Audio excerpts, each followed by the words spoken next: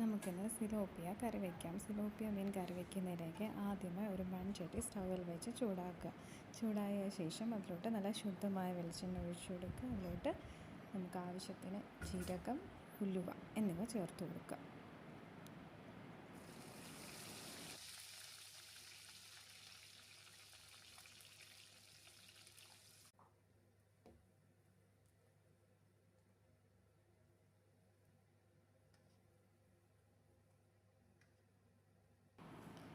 സവാളയൊക്കെ നന്നായി ഒന്ന് വഴണ്ടി വരുന്ന സമയത്ത് നമുക്ക് ആവശ്യമായ മസാലക്കൂട്ടുകളായ മഞ്ഞൾപ്പൊടി, മുളക് പൊടി, മല്ലിപ്പൊടി എന്നിവ ചേർത്ത് നന്നായിട്ട് ഇളക്കുക.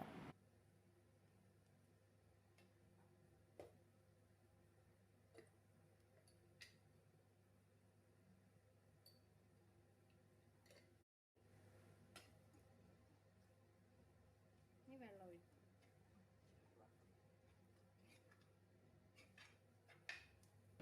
നന്നായി വഴറ്റുക.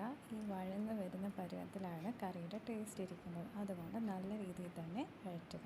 നന്നായി വഴന്നതിന് ശേഷം മാത്രം ആവശ്യത്തിന് വെള്ളം ചേർത്ത് വീണ്ടും നന്നായി ഇളക്കി യോജിപ്പിക്കുക. ഈ സമയത്ത് നമ്മുടെ ആവശ്യാനുസരണം നമുക്ക് ഉപ്പും അതിലോട്ട് പുളിയും ചേർക്കാവുന്നതാണ്.